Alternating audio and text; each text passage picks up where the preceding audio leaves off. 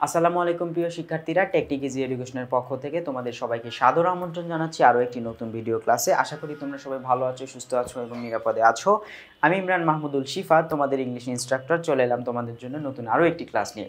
আজকে আমরা ইউনিট 6 এর লেসন 1 এর এই লেসনটি পড়াবো, Nepal the land of Everest. Right, আমরা প্রতিদিনের মতো আজকে ভোকাবুলারি পার্ট দিয়ে শুরু করব। খুব মনোযোগ দিয়ে দেখো, প্রয়োজনীয় যে বিষয়গুলো রয়েছে, গুরুত্বপূর্ণ বিষয়গুলো আমি বলে দিব। এখান থেকে তোমরা মার্ক করে নিবে, পড়ার সময় বইয়ের উপরে যদি প্রয়োজন হয় যে অতিরিক্ত কিছু দিলে লিখে নিবে। অ্যাড শব্দটা মূলত আমরা অ্যাডভার্টাইজমেন্টের শর্ট ফর্ম বা কন্ট্রাকশন হিসেবে ব্যবহার করি। বিজ্ঞাপন যাকে বলা হয়, এটাকে মূলত কমার্শিয়াল হিসেবে ইউজ করা হয়। কমার্শিয়াল হচ্ছে সিনোনিম, হ্যাঁ, কমার্শিয়াল হচ্ছে সিনোনিম হিসেবে ব্যবহৃত হচ্ছে। এখানে অ্যাড কিন্তু নাউন, এখানে নন কমার্শিয়াল হচ্ছে অ্যান্টোনিম হিসেবে ব্যবহৃত হচ্ছে। চার্মিং মান হচ্ছে আকর্ষণীয়, ভেরি প্লিজেন্ট, যেটা তোমাকে খুব বেশি আনন্দ দিবে সেটাই হচ্ছে চার্মিং বা ভেরি প্লিজেন্ট। আর এখানে হচ্ছে অ্যাট্রাকটিভ, অ্যাট্রাকটিভ শব্দের অর্থ হচ্ছে আকর্ষণীয়, অ্যাট্রাকটিভ বা প্লিজেন্ট বলা হয়। আর হচ্ছে এখানে আনঅ্যাট্রাকটিভ বা হচ্ছে আনপ্লিজেন্ট হিসেবে মূলত আমরা অ্যান্টোনিমকে ব্যবহার করি। কমপ্লিকেটেড মানে জটিল, ডিফিকাল্ট টু আন্ডারস্ট্যান্ড, যেটা বোঝাটা অনেক কঠিন সেটাই হচ্ছে জটিল। হ্যাঁ, তাহলে কঠিন এবং হচ্ছে জটিল কিন্তু একই বিষয়, তাহলে এখানে জটিলকে ব্যবহার করবা। আর কমপ্লেক্স অথবা ইন্ট্রিকেট, কমপ্লেক্সটা মূলত আমরা সাধারণত জানি, কিন্তু ইন্ট্রিকেট কথাটাকে কম ব্যবহার করা হয়, বড় ক্লাসে এটার ব্যবহার অনেক বেশি। তুমি এখানে তোমার ইন্ট্রিকেট কথাটাকে মুখস্থ রাখবে। ইন্ট্রিকেট, ইন্ট্রিকেট আমরা ইন্ডিকেট মানে নির্দেশ করা, ঠিক এটা দিয়ে মনে রেখো ইন্ট্রিকেট। ইন্ট্রিকেট শব্দের অর্থ হচ্ছে জটিল। সিম্পল বা আনকমপ্লিকেটেড, হ্যাঁ, সিম্পল মানে সহজ, আনকমপ্লিকেটেড শব্দের অর্থ হচ্ছে জটিলতা নেই যেখানে, সেই জায়গাটাকে বোঝায়। ডেমোগ্রাফিক শব্দের অর্থ হচ্ছে জনসংখ্যা তাত্ত্বিক বা জনসংখ্যা সংক্রান্ত, জনসংখ্যা বিষয়ক, অফ হিউম্যান পপুলেশন, এখানে মানুষের জনসংখ্যা বিষয়ক বোঝায়। এখানে কিন্তু হিউম্যান কথাটা আছে, কোনো প্রাণীটা বলা যাবে না, এখানে কোনো সিনোনিমও নাই, কোনো অ্যান্টোনিমও নেই। ড্রেন শব্দের অর্থ হচ্ছে ভিজিয়ে রাখা বা সিক্ত করা। টু মেক সামথিং ওয়েট, কোনো কিছুকে ভিজিয়ে ফেলা। সোকড শব্দের অর্থ হচ্ছে ভিজিয়ে ফেলা, সোক অথবা ওয়েট আছে এখানে। তারপরে এখানে ড্রাইকে দেখতে পাচ্ছি, ড্রাই মানে হচ্ছে শুষ্ক, একে অপরের বিপরীত। হোম শব্দের অর্থ হচ্ছে আবাসস্থল, যেখানে কেউ বসবাস করে। To or at the place, সেই জায়গাকে বোঝায় হোয়ার সামবডি লিভ, যেখানে কেউ না কেউ বসবাস করছে। খেয়াল রাখতে হবে এই জায়গাটাতে, যেটা খেয়াল রাখবে সেটা হচ্ছে তোমার হোম, যেটা হোমের আগে সবসময় কিন্তু প্রিপোজিশন অ্যাট বসে, অ্যাট হোম, ঠিক আছে। আর এটা দ্বারা কান্ট্রি বোঝায় নিজের দেশ বা নিজের গ্রাম, যেটাই বলো না কেন। আর এখানে ফরেন মানে হচ্ছে কি, ফরেন মানে হচ্ছে বিদেশ, হ্যাঁ, দেশের বাইরে বা হচ্ছে নিজের অপরিচিত জায়গাকে বোঝাচ্ছে। ইনক্লুড শব্দের অর্থ অন্তর্ভুক্ত করা, কোনো কিছুর সাথে কোনো কিছু যুক্ত করা। To make something part of something, কোনো কিছু পার্ট হিসেবে উপস্থাপন করা, যুক্ত করা। এই যে কম্প্রাইজ শব্দের অর্থ হচ্ছে যুক্ত করা। এনকম্পাস শব্দের অর্থ যুক্ত করা। এক্সক্লুড মানে হচ্ছে বের করে দেয়া, বহির্গত করা, এটা দ্বারা অন্তর্ভুক্ত করা, অন্তর্গত করা, এটা হচ্ছে বহির্গত করা। অমিট, অমিট মানে হচ্ছে নিষ্কাশন করা বা বাইরের অংশ। তো এইখানে তোমাকে খেয়াল রাখতে হবে যে অমিট কথাটা যে আছে, অমিট কথাটা আমরা এর আগে অসংখ্যবার ব্যবহার করেছি, গ্যাসের নির্গমন বোঝাতে কিন্তু আমরা অমিট ব্যবহার করেছিলাম। এরা প্রত্যেকেই হচ্ছে ভার্ব। আচ্ছা আচ্ছা, এরপরে হচ্ছে ইনফ্লুয়েন্স। দেখো, ইনফ্লুয়েন্স শব্দের অর্থ হচ্ছে প্রভাবিত করা বা প্রভাবিত হওয়া। এখানে to have an effect, to have an effect, এমন একটি প্রভাব রাখা, on the way that somebody behaves or things, মানে এক কথা কোনো মানুষের যে আচরণ, কোনো মানুষ যে ধরনের আচরণ করে, কোনো মানুষ যে ধরনের ভাবনা ভাবে বা যে ধরনের আইডিয়া নিজে রাখে, সেই আইডিয়াগুলো উপরে প্রভাব বিস্তার করা। এখানে অ্যাফেক্ট করা, প্রভাব বিস্তার করা। শেপ মানে রূপ দেওয়া, আমার যে আইডিয়া বা আমার যে চিন্তা ভাবনা আছে সেটার উপরে তুমি যদি প্রভাব বিস্তার করো, এটা দ্বারা বোঝায় আমার আইডিয়াকে তুমি শেপ বা আকার দিতে চাচ্ছ, তুমি তোমার মতো করে একটা আকার দিতে চাচ্ছ বা আমার আইডিয়াকে পরিবর্তন করতে চাচ্ছ, ঠিক আছে। কাম মানে শান্ত থাকা, তুমি যদি আমার আইডিয়ার উপরে ইনফ্লুয়েন্স করো বা হচ্ছে অ্যাফেক্ট করো বা শেপ করো, তাহলে এই ক্ষেত্রে মূলত তুমি প্রভাব বিস্তার করলে। আর তুমি যদি সেটা না করো তাহলে তুমি কি থাকো, কাম থাকো বা শান্ত থাকো। এখানে কাম বানানে এল এর উচ্চারণ হবে না বা সাইলেন্ট থাকবে। প্রাইমারিলি মানে হচ্ছে প্রধানত, প্রাইমারিলি শব্দের অর্থ হচ্ছে প্রধানত, মেইনলি বোঝায়, হ্যাঁ, মোর দ্যান এনিথিং ইলস, মানে কোনো কিছুর চেয়ে অনেক কিছু, যে কোনো কিছুর চেয়ে বেশি বোঝায়। প্রধানত গুরুত্বটা একটু বেশি বা ইম্পর্টেন্স বোঝায়, হ্যাঁ, ইম্পর্টেন্টলি এখানে বলতে গেলে ইম্পর্টেন্টলি, গুরুত্বপূর্ণভাবে। এখানে মেইনলি মানে প্রধানত, চিফলি মানে প্রধানত। মেইন হচ্ছে অ্যাডজেক্টিভ, চিফ হচ্ছে অ্যাডজেক্টিভ, এখানে প্রাইমারি হচ্ছে অ্যাডজেক্টিভ। এর সঙ্গে যখনই এলওয়াই যুক্ত হয়ে গেল এরা সবাই অ্যাডভার্ব হয়ে গেছে।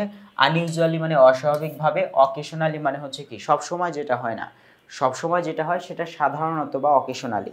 আর যেটা সবসময় যেটা হচ্ছে না সেটা হচ্ছে এখানে আমরা অকেশনালি বলছি বা আনইউজুয়ালি বলছি।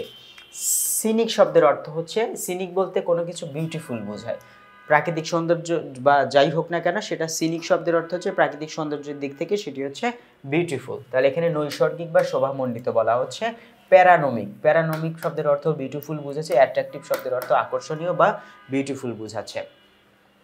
আনঅ্যাট্রাকটিভ মানে যেটি আকর্ষণীয় নয়। ডাল শব্দের অর্থ হচ্ছে যেটা স্বাভাবিক অর্থে ডাল বলতে হচ্ছে এটা দ্বারা কি বোঝায়, ভোতা বোঝায়, ঠিক আছে। ভোতা মানে হচ্ছে যেটা আসলে সুন্দর নয়, যেটার মধ্যে সৌন্দর্য নেই, ঠিক আছে। সাবলাইম, সাবলাইম মানে মহিমান্বিত বোঝাচ্ছে। এখানে আমরা সাবলাইম শব্দের অর্থ যদি করি তাহলে সাবলাইম শব্দের অর্থ রাখবো হচ্ছে অপরূপ। অপরূপ কি রাখবো, অপরূপ, এটা লিখে নিও। মোরালি ওর্দি মানে নৈতিকভাবে এটা যোগ্য, মানে পজিটিভ একটা অর্থ দিবে, পজিটিভ দিক দিয়ে টপ নচ বা এর উপরে আসলে হয় না, এরকম আর কি। গ্রেট অথবা ম্যাজেস্টিক মানে সর্বোচ্চ বোঝাচ্ছে। কমন বা অর্ডিনারি মানে সাধারণ, একদম সাদামাটা টাইপের। তাহলে সাবলাইমের সিনোনিম হচ্ছে এখানে মনে রাখবা অর্ডিনারি, এটা দ্বারা বোঝায় সাদামাটা, এটা দ্বারা বোঝায় হচ্ছে অপরূপ, আর অর্ডিনারি শব্দের অর্থ হচ্ছে সাদামাটা, ঠিক আছে। টেম্পারেট শব্দের হচ্ছে নাতিশীতোষ্ণ, নয় অতি শীত নয় অতি উষ্ণ, মানে ঠান্ডাও না খুব বেশি গরমও না, এটা মিল্ড মানে স্বাভাবিক, হ্যাঁ, সহ্য ক্ষমতার মধ্যে থাকে, যেটা উইদাউট এক্সট্রিমস অফ হিট, যেখানে তাপের কি অধিকতা নাই আবার ঠান্ডারও অধিকতা নাই। মডারেট শব্দের অর্থ হচ্ছে মানে সহ্যকর যেটা, হ্যাঁ সহ্যকর, এটাকে আমরা কি বলতে পারি, এন্ডিউর মানে সহ্য কর আর কি, হ্যাঁ। মিল্ড মানে হচ্ছে এখানে স্বাভাবিক বোঝায়, কম বোঝায়। ইনটেম্পারেট শব্দের অর্থ এখানে কি হবে, ইনটেম্পারেট শব্দের অর্থ হচ্ছে নয় অতি শীত নয় অতি উষ্ণের বিপরীত, হয় অতি শীত বোঝায় হয় অথবা হয় অতি উষ্ণ। এখানে হার্শ শব্দের অর্থ হচ্ছে অসহ্য, হ্যাঁ অসহ্য বুঝাবে। তারপরে আমরা ট্রপিক্যাল বলি, ট্রপিক্যাল শব্দের অর্থই হচ্ছে হলো যেখানে শীত বেশি, বা দুঃখিত এখানে ট্রপিক্যাল শব্দের অর্থ হচ্ছে গরম যেখানে বেশি। উষ্ণ মডেলে, উষ্ণ মানে হচ্ছে গরম। Coming from, found in or typical of the topics, তাহলে এখানে আমরা বলতে হট বা ইকুয়াটোরিয়াল বোঝাচ্ছে, এখানে এক কথা হট গরম, তাহলে এখানে ট্রপিক্যাল মানে হচ্ছে গরম বেশি, হ্যাঁ ট্রপিক্যাল শব্দের অর্থ হচ্ছে গরম বেশি। আর এটার বিপরীত হচ্ছে কোল্ড অথবা পোলার। কোল্ড মানে ঠান্ডা, পোলার মানে হচ্ছে আমরা পোলার আইসক্রিম খেয়েছি না, ওইখানে পোলার থেকে তোমাকে মনে রাখতে হবে পোলার দ্বারা মূলত কি বোঝায়, পোলার বলতে মূলত আমরা ঠান্ডাকে বুঝতে পারছি, মনে রাখবো, হ্যাঁ ঠান্ডা। তাহলে এখানে ট্রপিক্যালের বিপরীত হচ্ছে ঠান্ডা, ট্রপিক্যাল মানে গরম, কোল্ড অথবা পোলার শব্দের অর্থ হচ্ছে ঠান্ডা। ইনহ্যাবিটেন্টস মানে বসবাসকারী, প্লুরাল করা হয়েছে, পিপল দ্বারা অলরেডি প্লুরাল বোঝায়, অ্যানিমাল তো এখানে এস যুক্ত করে প্লুরাল করা হয়েছে। দ্যাট লিভ যেগুলো মূলত বসবাস করে, আর অকুপাই এ প্লেস কোন একটি জায়গায় বসবাস করছে বা কোন একটি জায়গাকে দখল করে রেখেছে। তাহলে অধিবাসীরা মূলত কোন একটি জায়গা দখল করে, কি করে, কোন একটি জায়গা দখল করে বা কোন একটি জায়গায় বসবাস করে। এখানে কমিউনিটি মানে সম্প্রদায় বোঝায়। সম্প্রদায় কথার সাথে তোমরা হয়তো অনেকেই পরিচিত না, আমি পার্সোনালি সম্প্রদায়ের অনেক সংজ্ঞা পেয়েছি, তার মধ্যে আমার কাছে বেস্ট মনে হয়েছে সম্প্রদায় তারা যারা একই পেশার সঙ্গে জড়িত, যেমন ধরো জেলের সম্প্রদায়, কামার সম্প্রদায়, কুমোর সম্প্রদায়, তারা একই ধরনের কাজ করছে, ঠিক আছে। কিন্তু এখানে আমরা মূলত কমিউনিটি বলতে একই স্থানে বসবাসকারী মানুষদের বোঝানো হচ্ছে, তারা আলাদা পেশার হলেও কোনো সমস্যা নেই। আচ্ছা, আর এর বিপরীত হচ্ছে আউটসাইডার বা স্ট্রেঞ্জার। আউটসাইডার অথবা স্ট্রেঞ্জার যারা একই জায়গা থেকে আসে বা হচ্ছে পরিচিত, ফ্যামিলিয়ার, তারাই হচ্ছে ইনহ্যাবিটেন্টস। আর যারা আউটসাইডার বাইরে থেকে আসছে বা হচ্ছে স্ট্রেঞ্জার, কেউ কারো পরিচিত না, অপরিচিত। এবং এখানে আমরা ইচ্ছা করলে এলিয়েন কথাটাকেও যুক্ত করতে পারি। এলিয়েন দ্বারা কিন্তু এখানে প্রাণী না বুঝিয়ে এখানে অপরিচিত বুঝায়, ভিনদেশি বুঝায়, ঠিক আছে। এখানে আমরা মনে রাখবো হচ্ছে এলিয়েন। পিক মানে হচ্ছে চূড়া বা সর্বোচ্চ, পিক মানে সর্বোচ্চ স্থান। দ্য পয়েন্টেড টপ যে জায়গাটি মূলত সর্বোচ্চ জায়গাকে নির্দেশ করে, অফ এ মাউন্টেন একটি পর্বতের, অর এ রেঞ্জ, হ্যাঁ একটি মাত্রার সর্বোচ্চ জায়গাকে নির্দেশ করে। এখানে সামিট মানে চূড়া বা সর্বোচ্চ স্থান বোঝাচ্ছে, এখানে মাউন্টেন মানে পর্বত। আমরা চাইলে এখানে অ্যাপেক্স কথাটাকেও অ্যাড করতে পারি, ঠিক আছে। অ্যাপেক্স, অ্যাপেক্স ইউজ করা হয়, ভার্টেক্স মাঝে মধ্যে ইউজ করা হয়। আই থিঙ্ক অ্যাপেক্স কথাটা মনে রাখবে, অ্যাপেক্সটা মনে থাকবে কারণ আমরা এই ব্র্যান্ডের জুতা অনেক সময় পরি, তাই না। এরপরে আমরা দেখতে পাচ্ছি বেস মানে হচ্ছে তোমার নিম্নাংশ, বটম, এখানে আমরা টপকেও ব্যবহার করতে পারি, টপ টু বটম বলি না, টপ টু বটম মানে উঁচু থেকে নিচু পর্যন্ত। সামিট মানে হচ্ছে সর্বোচ্চ, ঠিক আছে। অ্যাড শব্দের অর্থ হচ্ছে যুক্ত করা, যোগ করা, বৃদ্ধি করা, two include something with something, মানে সামথিং এর সঙ্গে সামথিং কি করা, যোগ করা, ঠিক আছে, কিছুর সঙ্গে কিছু যুক্ত করা, ইনক্রিজ করা, ইনসার্ট করা। এই যে ইনসার্ট শব্দের অর্থ প্রবেশ করানো, ঠিক আছে। এখন তুমি যদি চিনির মধ্যে, দুঃখিত, পানির মধ্যে একটু চিনি প্রবেশ করাও, একটু গুলে দাও, সেটা কি হয়ে যাবে, শরবত হয়ে যাবে। এটাকে বলা হয় ইনসার্ট করা। ইনসার্ট মানে প্রবেশ করানো। সাবট্র্যাক্ট, নট সাবস্ট্র্যাক্ট না, কিন্তু এস আসবে না মাঝখানে। সাবট্র্যাক্ট মানে হচ্ছে বিয়োগ দেয়া, বিভাজন করা, বাদ দেয়া। ডিডাক্ট শব্দের অর্থ বিয়োজন করা, বিভাজন করা, বাদ দেয়া। কম্বাইন শব্দের অর্থ কি? কম্বাইন মানে হচ্ছে মেশানো, যুক্ত করা। আমরা অনেক সময় বলি না, ছেলে মেয়ে একসাথে ক্লাস নেওয়া হলে বলি কম্বাইন্ড ক্লাস হচ্ছে, ঠিক সেরকম কম্বাইন্ড হচ্ছে যুক্ত, আর শুধুমাত্র কম্বাইন্ড এটা হচ্ছে ভার্ব হিসেবে কাজ করে। কম্বাইন্ড হলে এটা ভার্বের পাস্ট পার্টিসিপল হয়ে যায়, আর পাস্ট পার্টিসিপল বেশিরভাগ ক্ষেত্রেই দেখা যায় হ্যাভ, হ্যাজ মানে সাহায্যকারী ভার্ব ছাড়া অ্যাডজেক্টিভ হিসেবে কাজ করে। এখানে শুধুমাত্র ভার্বের বেস ফর্মকে বোঝানো হচ্ছে। To put two or more different feature, দুইটি বা তার অধিক বৈশিষ্ট্যকে একত্রিত করা বোঝায়। থিংস টুগেদার, দুই বা তিনের অধিক বিষয়কে একসাথে করাকে মিশানো বলে। জয়েন করা বা মার্চ করা, আমরা অনেক সময় কি করি, দুইটা বা তিনটা গানকে একসঙ্গে কেটে একসঙ্গে যুক্ত করি না, মার্চ করা বলা হয় সেটাকে। ডিভাইড বা ডিটাচ, এখানে তোমরা অ্যাটাচ কথাটাকে অ্যাড করে নিও, ATTACH, অ্যাটাচ।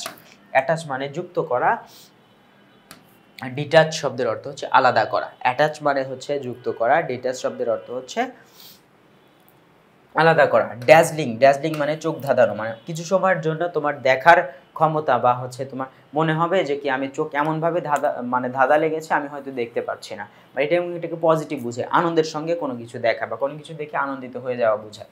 এই যে সো ব্রাইট অ্যাজ, এটা এতই আলোকিত যে টু ব্লাইন্ড সামওয়ান টেম্পারলি, কিছু সময়ের জন্য তার চোখকে কি করে দেয়, অন্ধ করে দেয়, মানে আনন্দিত হওয়ার মাধ্যমে। ব্রাইট বা স্পার্লিং, আমাদের সময় অনেক আনন্দিত হলে আমাদের মাথা কাজ করা বন্ধ করে দেয় না আনন্দে, ঠিক সেরকম। আর ডাল অথবা ডিম বলতে বোঝাচ্ছে যেটা কি অন্ধকারাচ্ছন্ন বোঝায়, আলোকিত বোঝায় না। ওকে, আমরা এরপরে দেখব হচ্ছে ডেইটি। ডেইটি হচ্ছে এমন একটি গুণ যেটা দেবতাদের মধ্যে থাকে, দেবত্ব গুণ বোঝায়, বা মানুষ হিসেবে দেবতা, মানুষ না মানে প্রাণ থাকলে দেব বা দেবতাকে বোঝানো হয়। ডিভাইন বা হলি বিইং, মানে এটা একটা বিইং বলতে প্রাণী বোঝায় এখানে, যার মধ্যে স্বর্গীয় প্রাণীকে বোঝাচ্ছে। এখানে ডিভাইনিটি হচ্ছে গুণ যেটা ডেইটিকে সিনোনিমাস করছে। এখানে গড অথবা গডেসকে বোঝানো হচ্ছে সিনোনিম, মানে এটা দ্বারা হচ্ছে তোমার সাধারণ মানুষকে বোঝায় না, হ্যাঁ, স্রষ্টাকে বোঝায়, আর এখানে অ্যান্টোনিম নেই। ডেস্টিনেশন মানে গন্তব্য, যেখানে আমি যেতে চাই, পৌঁছাতে চাই। The place where someone is going, যেখানে মানুষ যেতে চাইছে। হ্যাভেন আছে, হ্যাভেনটাকে মনে রাখবা। আর হচ্ছে স্টপ, স্টপ মানে থেমে যাওয়া, ডেস্টিনেশন মানে যেখানে গিয়ে তুমি থেমে যাবা। আর স্টার্ট মানে শুরু করা, এখানে আমরা বিগিন লিখতে পারি, বিগিন, বিগিন মানে হচ্ছে শুরু করা, ঠিক আছে। এলিগেন্ট, হ্যাঁ, সো এলিগেন্ট বলি না, রুচিশীল, মানে এক কথা মার্জিত এবং সৌন্দর্য যেখানে উপস্থিত থাকে, যেটি মার্জিত হবে এবং যেখানে অবশ্যই কি থাকবে, সৌন্দর্য থাকবে। অ্যাট্রাকটিভ অ্যান্ড ডিজাইনড ওয়েল, যেটি সুসজ্জিত, যেটি মূলত কি সুসজ্জিত। এই যে দেখো, অ্যাট্রাকটিভ যদি কি হয়, অ্যাডজেক্টিভ, কিছুক্ষণ আগে বললাম না ভার্বের থার্ড ফর্ম বেশিরভাগ ক্ষেত্রে অ্যাডজেক্টিভ হিসেবে কাজ করে, অ্যান্ড এর আগেরটা অ্যাডজেক্টিভ, অ্যান্ড এর পরেরটাও অ্যাডজেক্টিভ, এটা হচ্ছে ভার্বের থার্ড ফর্ম। হ্যাভ, হ্যাজ ছাড়া, সাহায্যকারী ভার্ব ছাড়া ভার্বের থার্ড ফর্ম হলে সেটা অ্যাডজেক্টিভ হিসেবে কাজ করে। তাহলে এখানে এটিও হচ্ছে অ্যাডজেক্টিভ, যেটি সুসজ্জিত। এটি অবশ্যই স্টাইলিশ, এটি অবশ্যই অ্যাট্রাকটিভ, এটি অনেক আকর্ষণীয় এবং কি শৈলীময়, হ্যাঁ, শৈলী রয়েছে এর মধ্যে। স্টাইলিশ শব্দের অর্থ হচ্ছে শৈলী। ইনএলিগেন্ট আর হচ্ছে আনগ্রেসফুল, যেটা দেখে তোমার মনের মধ্যে কি শ্রদ্ধাবোধ আসে না। শুধুমাত্র স্টাইলিশ হলেই যে হবে তা না। স্টাইলিশ বলতে কি বোঝায়, মানে এক কথা আমরা যে অনেক, মানে এক কথা বলতে গেলে রুচিশীলতা নেই। শুধু স্টাইলিশ বলতে তো তোমার মনে করো যে নতুন নতুন ধরন, নতুন নতুন পোশাকই বোঝায় না, তাই না? এটা দ্বারা এমন ভাব আসতে হবে, ওইটার মধ্যে এমন ভাবভঙ্গি থাকতে হবে যেটা দেখে তোমার মধ্যে শ্রদ্ধাবোধ আসে, সম্মান আসে তার প্রতি, এবং পাশাপাশি যেখানে আকর্ষণ কাজ করবে, হ্যাঁ, এইটা। তারপরে আমরা যদি একটু দেখি এপিটমি। এপিটমি খুবই ইম্পর্টেন্ট একটা ওয়ার্ড, গুণাবলীর প্রতীক বোঝায়। গুণাবলীর প্রতীক মানে তোমার একজন বন্ধু থাকতে পারে খুবই দুষ্টু, খুবই দুষ্টু, খুবই দুষ্টু, মানে ওর উপরে দুষ্টু হয় না, তাহলে সে হচ্ছে তোমার দুষ্টামির প্রতীক, হ্যাঁ। তাকে একটা দুষ্টামিদের বা দুষ্টুদের জন্য আইডল হিসেবে তুমি বলতে পারো যে সে হচ্ছে দুষ্টুদের আইডল। তাহলে তুমি দুষ্টুদের আইডল না বলে তুমি বলবে দুষ্টুদের এপিটমি, হ্যাঁ। তারপরে হচ্ছে আমরা কেউ একজন যদি ভালো হয়, তাহলে তার চেয়ে ভালো হয়তো কেউ তোমার চোখে পড়ে নাই, তাহলে সে হচ্ছে ভালোদের এপিটমি বা ভালোদের আইডল, ঠিক আছে। তাহলে এখানে মূলত এক্সাম্পল বলা হয়, ভালোদের একটা এক্সাম্পল, মানে হচ্ছে সে হচ্ছে ভালোদের মানদণ্ড। আ পারফেক্ট এক্সাম্পল অফ সামথিং, কোনো কিছুর একটা শ্রেষ্ঠ উদাহরণ হিসেবে আমরা গুণাবলীর প্রতীক বা এপিটমিকে ব্যবহার করতে পারি। এখানে এমবডিমেন্ট বা এক্সাম্পলার বলা হয়, এটার কোনো অ্যান্টোনিম নেই। হারমোনি মানে হচ্ছে সুর অথবা মিল, মিল বোঝানো হয় বা সংমিশ্রণ ধরা হয়। অ্যাগ্রিমেন্ট, কনকর্ড, আর হচ্ছে অ্যাগ্রিমেন্ট মানে চুক্তি আমরা জানি, কনকর্ড আর অ্যাকর্ড। আমি চাইবো তোমরা কনকর্ডকে মনে রাখো, কনকর্ড, আর এখান থেকে মনে রাখবো হচ্ছে ডিসকর্ড। একটা ফ্রেজ আছে এরকম, Apple of Discord. Apple of Discord শব্দের অর্থ জানো তোমরা? অ্যাপল অফ ডিসকর্ড শব্দের অর্থ হচ্ছে বিবাদের বিষয়। কারণ যেখানে ডিসকর্ড থাকবে সেখানে বিবাদ থাকবে, আর যেখানে কনকর্ড থাকবে সেখানে কি থাকবে? অ্যাকর্ড থাকবে। আমরা অ্যাকর্ড থেকে আসছে অ্যাকর্ডিং, অ্যাকর্ডিং মানে অনুসারে, মানে মিলিয়ে, তাল মিলিয়ে, ঠিক আছে? সেখান থেকে আমরা অ্যাকর্ডকে মনে রাখবো এবং পাশাপাশি ডিসকর্ডের সঙ্গে আমরা কনকর্ডকে মনে রাখবো। কনকর্ড মানে মিল বোঝাচ্ছে, তাহলে এখানে অ্যাকর্ড আর কনকর্ড হচ্ছে এখানে হারমোনিয়ার সিনোনিম, আর ডিসকর্ড হচ্ছে এখানে কি বিপরীত অর্থ দেয়, অ্যান্টোনিম। আর এখানে ডিসহারমোনি, হারমোনিয়ার বিপরীত হচ্ছে ডিসহারমোনি। পিলগ্রিমেজ, পিলগ্রিমেজ মানে তীর্থযাত্রা। সহজ কথায় বলি এটাকে রিলিজিয়াস জার্নি বলে। আমরা যারা মুসলমান আছি আমাদের কাছে হজে যাওয়া, মক্কাতে বা মদিনাতে যাওয়াটা হচ্ছে আমাদের কি তোমার রিলিজিয়াস জার্নি, ঠিক আছে? আমরা নিজেদেরকে পরিশুদ্ধ করতে, নিজেদের পাপগুলো মোচন করার উদ্দেশ্যে, ক্ষমা চাওয়ার উদ্দেশ্যে আমরা কোথায় যাই? সই দিতে, হজ করতে যাই, তাই না? এটা অন্যান্য ধর্মের কাছে এটাকে পিলগ্রিমেজ বা হচ্ছে তীর্থযাত্রা বলা হয়। তারা এটাকে তীর্থ বলে। তারা জীবনের মায়া ত্যাগ করে, যে অতীতে যা করেছি সেই মায়াটা ত্যাগ করে তারা পাপ মোচনের উদ্দেশ্যে, হ্যাঁ, যে যাত্রাটা করে সেটাকে বলা হয় হচ্ছে তীর্থযাত্রা। এখানে শ্রীন বলা হয়। শ্রীন শব্দের অর্থ হচ্ছে পবিত্র স্থানে, পবিত্র স্থান, নাউন, পবিত্র স্থান। এটার অ্যান্টোনিম নাই। রিফাইন মানে পরিশুদ্ধ। এক কথায় বলতে গেলে যার মধ্যে পোলাইট থাকবে, মানে যে হচ্ছে পোলাইট, ভদ্র। ওয়েল এডুকেটেড মানে হচ্ছে সুশিক্ষিত, যার মধ্যে শিক্ষা থাকবে। অ্যাবল টু জাজ দ্য কোয়ালিটি অফ থিংস মানে তার মধ্যে এতই ভালো কিছু গুণাবলী থাকবে যে তাকে কী করা যাবে? জাজ করা যাবে বা তাকে ভালো বলে মানে সম্মান করা যাবে, ঠিক আছে? তাহলে এখানে রিফাইন মানে পরিশুদ্ধ। এক কথা এখানে পোলাইট সিনোনিম, পোলাইট, ভদ্র, ওয়েল এডুকেটেড, এবল টু জাজ দ্য কোয়ালিটি অফ থিংস। এখানে আমরা রিফাইন বলতে পরিশুদ্ধ বলবো। কালচার, যার মধ্যে কি যিনি হচ্ছেন সংস্কৃত মোনা, সংস্কৃতি মোনা, সংস্কৃতি মোনা বলা যাবে। আনরিফাইন্ড মানে হচ্ছে অপরিশুদ্ধ। তাহলে এখানে আমরা যে পোলাইট না সে আনরিফাইন্ড, যে এডুকেটেড না সে হচ্ছে আনরিফাইন্ড, যাকে জাজ করা যায় না, ভালো বলে জাজ করা যায় না, সে হচ্ছে আনরিফাইন্ড। মানে এক কথা আমরা তাকে জাস্টিফাইড করতে পারবো না, ঠিক আছে? তারপরে আমরা রিপ্রেজেন্ট মানে হচ্ছে তুলে ধরা, প্রতিনিধিত্ব করা, আর হচ্ছে প্রকাশ করা। এখানে রিপ্রেজেন্ট মানে হচ্ছে প্রতিনিধিত্ব করা। To be a symbol of something, কোনো কিছুর প্রতীক হয়ে ওঠা, আইকন হয়ে ওঠা। হ্যাঁ, সিম্বলাইজ মানে হচ্ছে প্রকাশ করা, কনসিল মানে হচ্ছে এখানে আড়াল করা। মনে রাখবা সিম্বলাইজের এখানে আমরা আরও দুইটা ওয়ার্ড আমি দিয়ে দিচ্ছি, তোমরা এখানে অ্যাড করবা। ম্যানিফেস্ট মানে হচ্ছে, ম্যানিফেস্ট শব্দের অর্থ কি? প্রকাশ করা, তুলে ধরা, স্পষ্টভাবে তুলে ধরা। এই কথাটা আমি ব্যবহার করি কোথায়? তোমরা যখন সামারি লিখো না, হ্যাঁ, the author of the passage has manifested that, তিনি মূলত কি করেছেন? একদম চোখে আঙুল দিয়ে দেখিয়ে দিয়েছেন, স্পষ্টভাবে তুলে ধরেছেন। ম্যানিফেস্ট মানে হচ্ছে স্পষ্টভাবে তুলে ধরা বা চোখে আঙুল দিয়ে দেখিয়ে দেয়া। ম্যানিফেস্ট দিতে পারো। তারপর হচ্ছে তোমার এইখানে কি দিতে পারো? মেনশন। মেনশন শব্দের অর্থ হচ্ছে উল্লেখ করা। হ্যাঁ, মেনশন মানে হচ্ছে উল্লেখ করা, এক্সপ্লেইন করা। আর এখানে কনসিলের এখানে হাইট লিখে রাখবা, আড়াল করা। এখানে কনসিলের পাশে লিখে রাখবা হচ্ছে হাইট অথবা আড়াল করা। আর এখানে স্যাক্রেড মানে হচ্ছে পবিত্র, অ্যাডজেক্টিভ। স্যাক্রেড মানে হচ্ছে পবিত্র বা পিওর, যেটাকে আমরা বলি, তাই না? এখানে হলি মানে পবিত্র, ডিভাইন মানে স্বর্গীয়। তাহলে আমরা বুঝলাম যেটাই ডিভাইন বা স্বর্গীয় সেটাই অবশ্যই কি হবে? পবিত্র হবে, ঠিক আছে? আরও কিছু বিষয় এখানে খেয়াল রাখবে। এখানে আমরা কি পিওর কথাটাকে রাখতে, পিওর মানে হচ্ছে খাঁটি,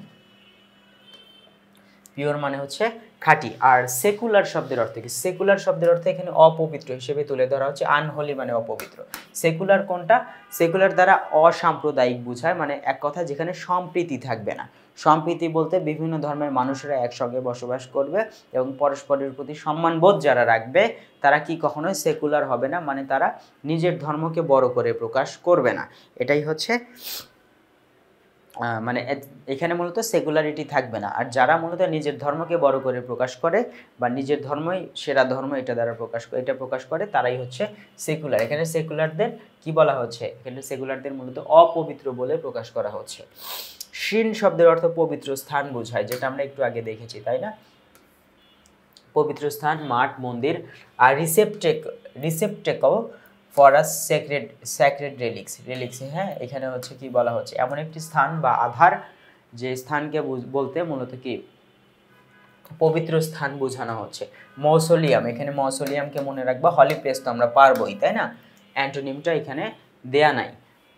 আনইকুয়াল মানে অতুলনীয়, যেটার কখনো তুলনা হয় না, যার সঙ্গে কোনো কিছুর তুলনা করা হয় না, এবং এটা অবশ্যই বেটার বা ভালো। মোর এক্সট্রিম একটি অত্যধিক কি তীব্রতা বোঝায়, দেন এনি আদার, অন্যদের চেয়ে যে কোনো গুণে সে তীব্র বা বেশি, ঠিক আছে, অতুলনীয়। সোললি মনে রাখবা, আনরাইভেলডও মনে রাখবা। অর্ডিনারি হচ্ছে হলো অ্যান্টোনিম হিসেবে ব্যবহার করছে। ভাইব্রেন্ট শব্দের অর্থ হচ্ছে বৈচিত্র্যপূর্ণ, যেখানে অনেক প্রকার কি রয়েছে, প্রকারভেদ রয়েছে, মানে এখানে আমরা প্রাণবন্ত রাখবো, প্রাণবন্ত, ঠিক আছে, হাসি খুশি।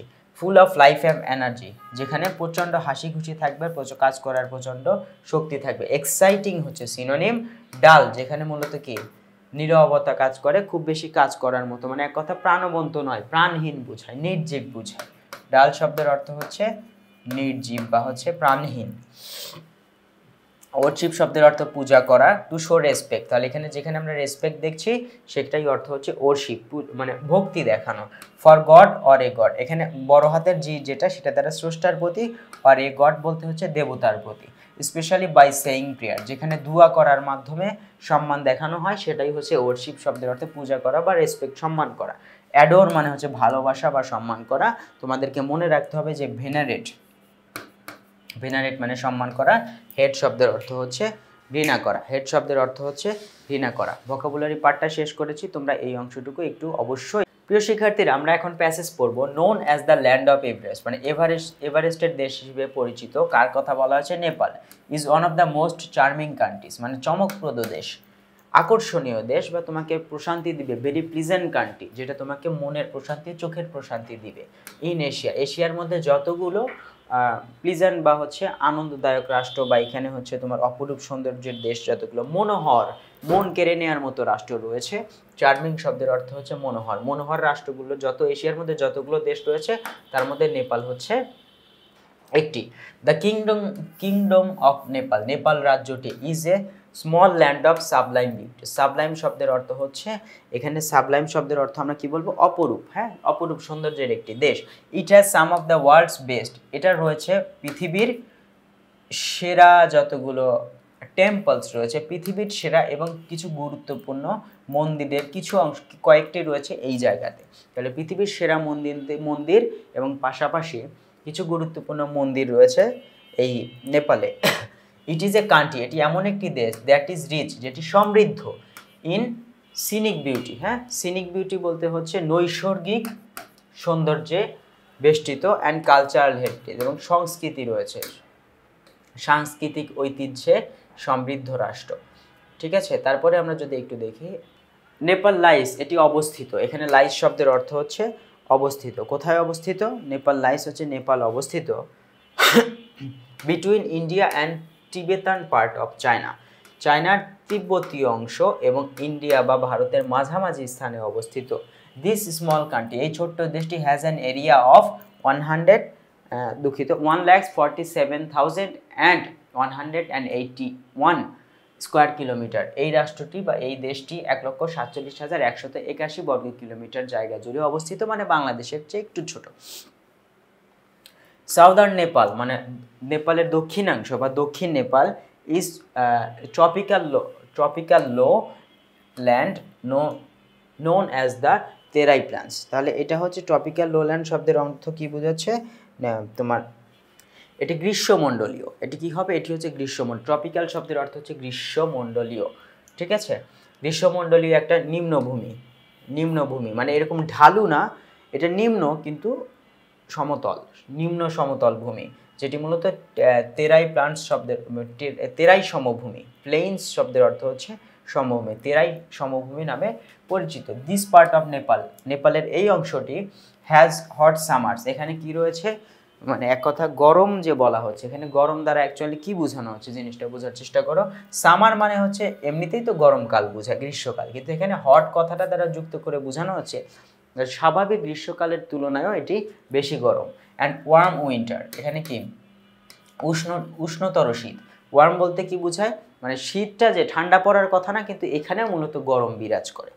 তারপরে দেখো here the temperatures reach up, পৌঁছায়, এই তাপমাত্রাগুলো কোথায় পৌঁছায়, তাপমাত্রা পৌঁছাতে পৌঁছাতে টু 40 ডিগ্রি সেন্টিগ্রেড, প্রায় 40 ডিগ্রি সেন্টিগ্রেড তাপমাত্রা পর্যন্ত পৌঁছাতে পারে এই তাপমাত্রা in April and May, April এবং মে মাসে। অ্যান্ড মনসুন মানে মনসুন রেইন, এই যে মৌসুমী বৃষ্টি যেটা, ড্রেন্স, ড্রেন্স মানে ভিজিয়ে রাখে, সিক্ত রাখে, দিস রিজিয়ন এই এলাকাকে from June to September, June July August September, June July August September এই 4 মাস সময়ে মূলত এলাকাকে সিক্ত রাখে এই যে এখানে মৌসুমী বৃষ্টিপাত।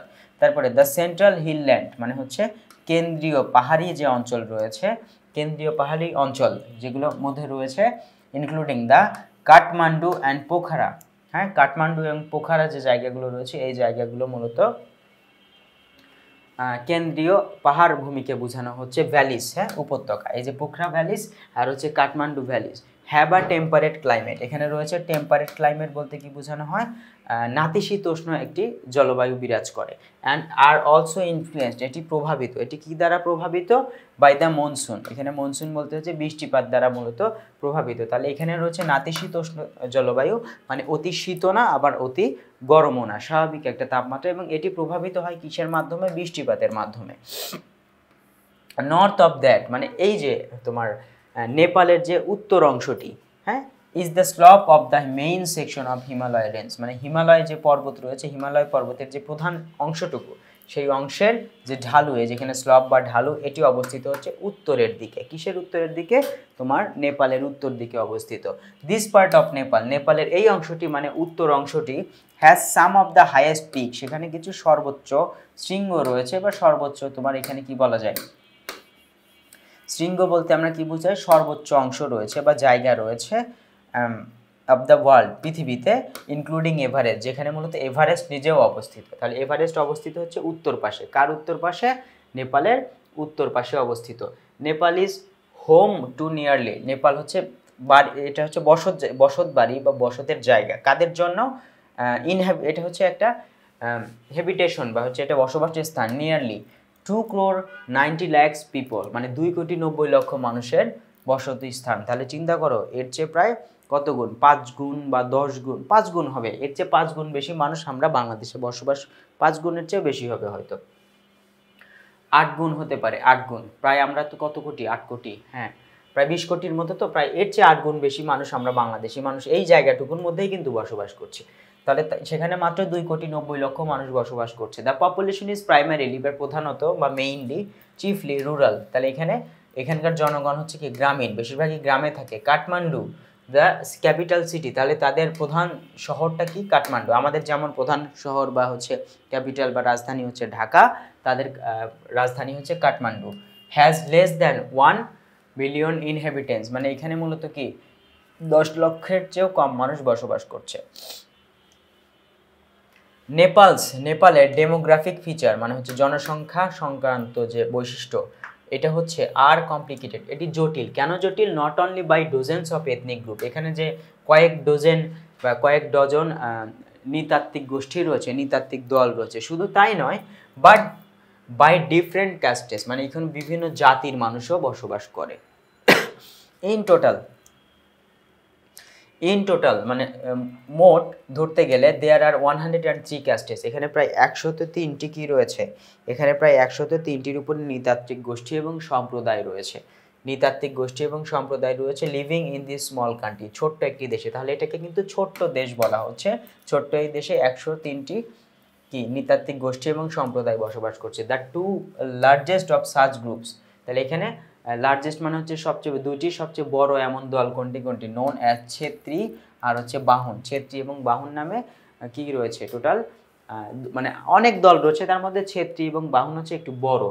আদার ইনক্লুড, যেখানে রয়েছে কি মাগার, থারু, তামাং, তারপরে নেওয়ার, মুসলিম, খেয়াল রাখবা মুসলিমরাও এখানে বসবাস করে, গুরুং আর হচ্ছে দামাই, এই দলগুলো হচ্ছে, এই দুইটা বাদেও বাকিগুলো হচ্ছে এখানে অবস্থিত। অ্যাবাউট 48% অফ পিপল, 48% মানুষ স্পিক নেপালি, নেপালি ভাষায় কথা বলে। তাহলে বেশিরভাগ মানুষই কোন ভাষায় কথা বলছে, নেপালি ভাষায় কথা বলছে। তাহলে নেপালের ভাষাকে আমরা নেপালি নামে উল্লেখ করছি।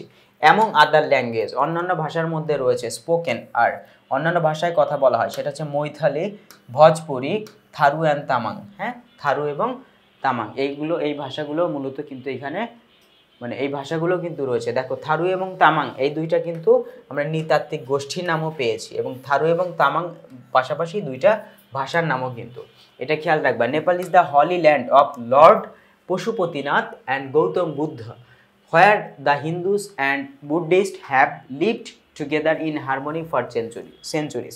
শত বছর ধরে মূলত কি হয়েছে, এইখানে হিন্দু এবং বৌদ্ধরা বসবাস করছে, এবং এই জায়গাটি হচ্ছে তোমার প্রভু পশুপতিনাথ এবং গৌতম বুদ্ধের জন্মস্থান। ঠিক আছে, তারপর এখানে কি বলেছে, দ্য টেম্পল অফ পশুপতিনাথ, পশুপতিনাথের মন্দির is the most sacred Hindu shrine, মানে হিন্দুদের কি পবিত্র স্থান বলে ধরে নেওয়া হয়, and one of the 4 most important sites in the world for Shiva worshippers. মানে এক কথায় শিব পূজারী যারা রয়েছেন, শিব পূজারী, শিবকে পূজা করেন যারা, তাদের টোটাল যদি 4টা পছন্দনীয় পবিত্র স্থান থাকে তাদের মধ্যে একটি হচ্ছে তোমার এই নেপাল।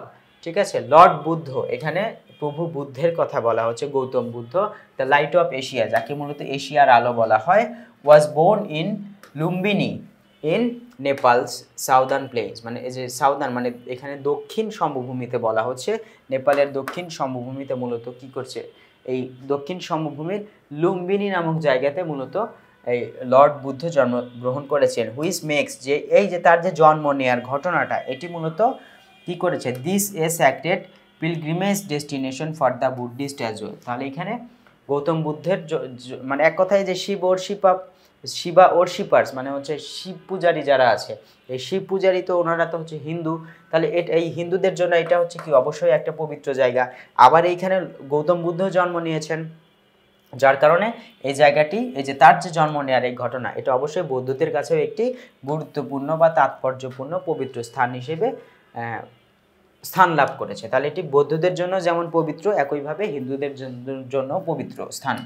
ইনফ্যাক্ট, প্রকৃতপক্ষে many Nepalese combine Hindu and Buddhist practices, তাহলে এখানে অনেক নেপালি রয়েছেন যারা মূলত একই সাথে হিন্দু এবং বৌদ্ধদের ধর্মীয় চর্চা করেন। Many temples and shrines are shared between two faiths, মানে এই যে দুইটা ধর্মীয় বিশ্বাসী যারা, তারা মূলত অনেক মন্দির এবং বেদি, হ্যাঁ এখানে বেদি বলা হয়, মানে এক কথায় হলো তোমার বৌদ্ধদের পবিত্র স্থান এবং হিন্দুদের পবিত্র স্থান, এরা পরস্পরের সাথে শেয়ার করে, বা এরা একই মানে এই দুইটা জায়গাতেই তারা কি করে থাকে, তারা মূলত ওরশিপ করে থাকে বা রেসপেক্ট বা পূজা করে থাকে। তাহলে এখানে হিন্দুদেরও দুইটা জায়গাতে যেতে দেখা যায়, বৌদ্ধদেরও এই দুইটা জায়গাতে যেতে দেখা যায়। অ্যান্ড সাম ডেইটিস, এবং কিছু দেবতা আর ওরশিপড, এবং কিছু দেবতাকে কি করা হয়, পূজা করা হয়, by both Hindus and Buddhist, মানে এক কথা হিন্দু এবং বৌদ্ধরা কিছু দেবতাকে উভয়ে মিলেই পূজা করে। হিন্দুরাও এসে দুইজন মানে বৌদ্ধদের এখানে পূজা করছে, আবার কি দেখা যাচ্ছে যে বৌদ্ধরাও এসে তাকে কি করছে, পূজা করছে, কিন্তু এখানে তারা কারা, কোন দেবতারা, সেটা কিন্তু এখানে উল্লেখ করা হয়নি। তারপরে দেখো দ্য কাঠমান্ডু ভ্যালি, এখানে কিন্তু কথাটা ক্লিয়ার হয়েছে কি তোমাদের কাছে, মানে এমন কিছু দেবতা রয়েছে যা তোমার হিন্দুদের এবং বৌদ্ধ উভয়ের কাছে সমানভাবে সম্মানীয়, এবং এরা উভয়ই মূলত এই দেবতার পূজা করে থাকে। তাহলে এখানে the Kathmandu valley is the richest cultural heritage, এটা হচ্ছে কি সমৃদ্ধশালী একটা কালচারাল হেরিটেজ বা সাংস্কৃতিক কি বলা হয়, সাংস্কৃতিক ঐতিহ্যের স্থান বলা হয়।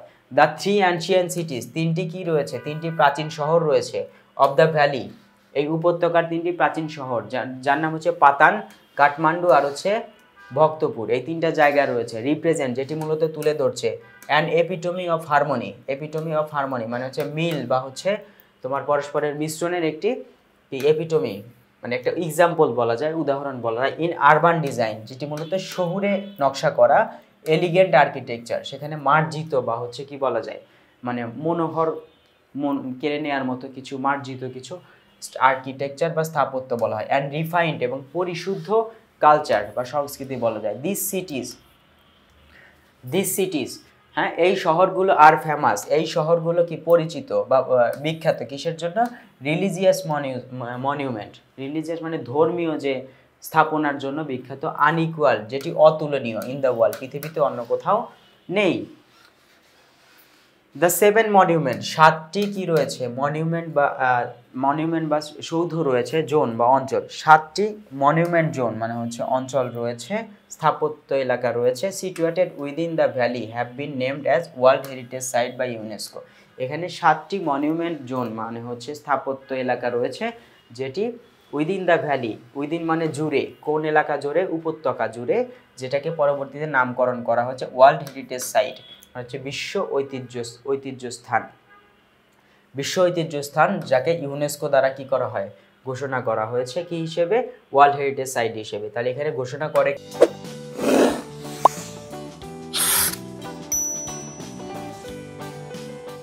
কে, ইউনেস্কো। খেয়াল রাখবে ওয়ার্ল্ড হেরিটেজ সাইট ঘোষণা করে হচ্ছে ইউনেস্কো, জাতিসংঘের একটি অঙ্গ সংগঠন। মেনি ফেস্টিভ্যাল, অনেক উৎসব, অ্যাড ড্যাজলিং কালার, মানে কি এখানে কি বলতো, ড্যাজলিং কালার বলতে হচ্ছে তোমাকে কি বোঝানো হচ্ছে, চোখ ধাঁধানো রং যুক্ত করে, টু নেপালস ভাইব্রেন্ট কালচার, মানে বৈচিত্র্যময় সংস্কৃতিতে নতুন রং যুক্ত করে। হুইচ আর সেলিব্রেটেড, যেটি সেলিব্রেট করা হয় বা যেটি মূলত সেলিব্রেটেড, যেটি উদযাপিত হয়, থ্রু আউট দ্য ইয়ার, পুরো বছর জুড়ে উদযাপিত হয়। হ্যাঁ, এখানে দশাইন, আমরা এখানে ডাসাইন উচ্চারণ করব, কিন্তু বাংলায় বলবো হচ্ছে দশাইন, অর দুসেরা। হ্যাঁ, দুসেরা ইজ সেলিব্রেটেড ন্যাশন ওয়াইড, পুরো জাতি পুরো সমগ্র জাতির মধ্যে আয়োজিত হয়, মানে উদযাপিত হয় ইন অক্টোবর মাসে।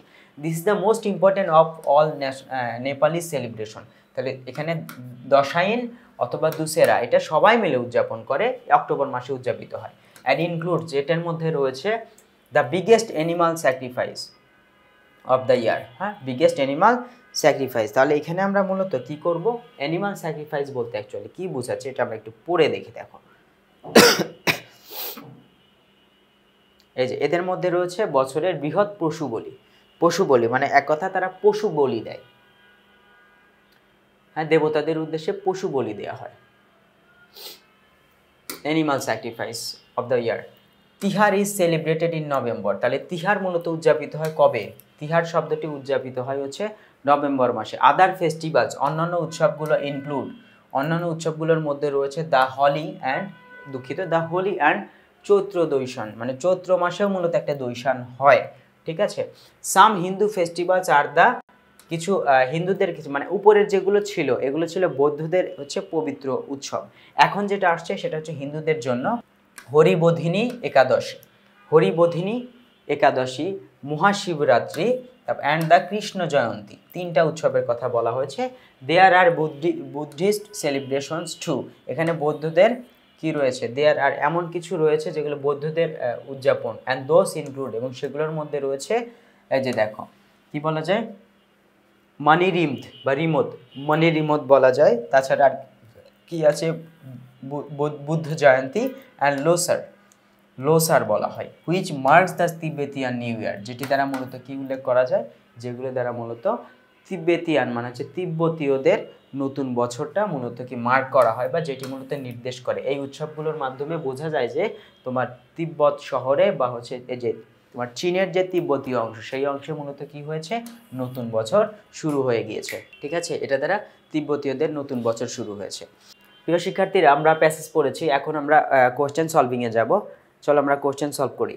এখন যদি আমরা একটু কোশ্চেন সলভে যাই, দেখো খুব দ্রুত সময়ের মধ্যে আমরা এটা শেষ করে ফেলবো, খুব বেশি সময় নিব না এটাতে। দ্য ওয়ার্ড সাবলাইম বলতে কি বুঝিয়েছিলাম, সাবলাইম বলতে অপরূপ বুঝিয়েছিলাম, তাই না? এই যে এখানে ম্যাগনিফিসেন্ট শব্দের অর্থ হচ্ছে চমকপ্রদ বা হচ্ছে অতুলনীয়। ঠিক আছে, তারপরে যদি আমরা একটু খেয়াল করি, এছাড়া আর কি আছে, দ্য ওয়ার্ড ড্রেঞ্চ শব্দের অর্থ ভিজিয়ে রাখা, তাই না? টু ওয়েড থ্রুলি মানে সম্পূর্ণরূপে কি করা, ভিজিয়ে ফেলা। ঠিক আছে, ডেমোগ্রাফিক ফিচার বলতে হচ্ছে জনসংখ্যা সংক্রান্ত। সেখানে আমরা কি দেখেছিলাম, এখানে সিম্পল দেখেছিলাম, প্রবলেমেটিক্যাল মানে অনিশ্চিত, কনফ্রন্টিং মানে মুখোমুখি, আর হচ্ছে কনফিউজিং শব্দের অর্থ হচ্ছে বিভ্রান্তিকর।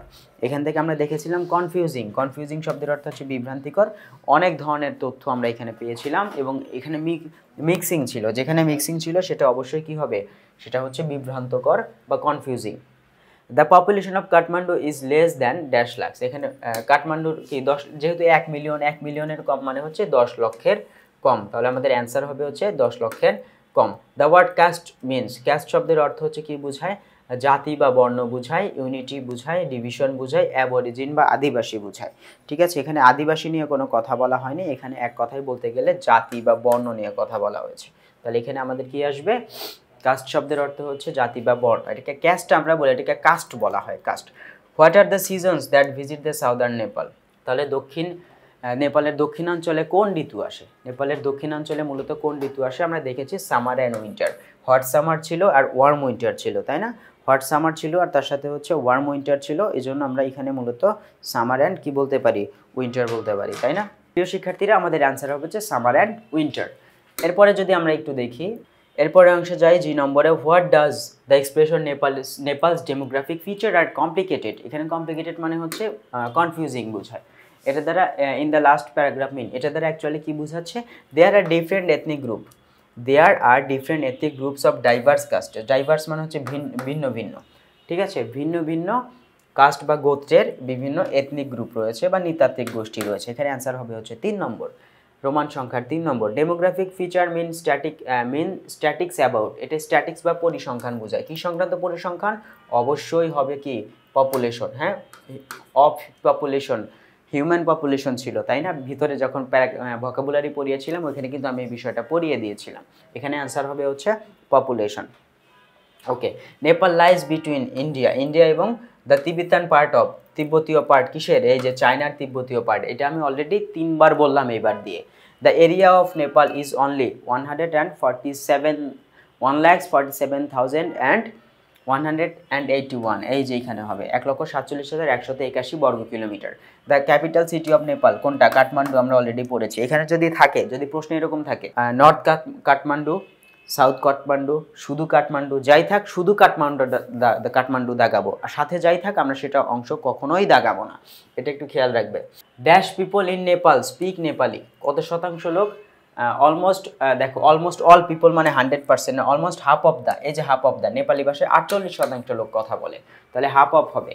আচ্ছা প্রিয় শিক্ষার্থীরা দেখো এখানে কি বলছে, which of the following statement is or are, তার মানে দুইটাই হতে পারে, মানে একাধিক হতে পারে, কোনটা সত্য, নেপালের ব্যাপারে কোনটি সত্য। এখানে আমরা যদি একটু খেয়াল করি, হেভিলি বার্ডেন, কান্ট্রিটি কি অনেক বেশি, কি তাদের জনসংখ্যা নিয়ে অনেক বেশি সমস্যায় আছে, কখনোই না।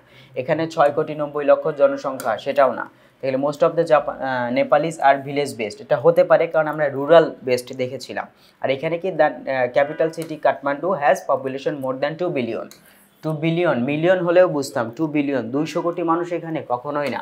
তাহলে এটা অ্যান্সার হবে হচ্ছে 3 নম্বরটা, most of the Nepalese are village based.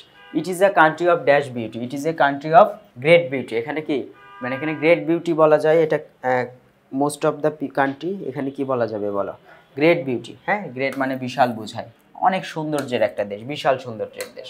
তারপরে Nepal is popularly known as the land of, নেপালকে কেন কিসের ল্যান্ড বলা হয়, নেপালকে বলা হচ্ছে জাঙ্গলের দেশ, না ক্রিয়েশন, সৃষ্টির দেশ, এভারেস্ট, ল্যান্ড অফ এভারেস্ট, হ্যাঁ, আর হচ্ছে বিউটি। এখানে মূলত কিসের ল্যান্ড বলা হয়, এখানে মূলত আমরা জানি যে এভারেস্ট রয়েছে, তাই না, এভারেস্ট এখানে প্রথমেই বলা হচ্ছে এভারেস্টের দেশ হিসেবে পরিচিত, একদম প্যাসেজের শুরুতেই বলা হয়েছে।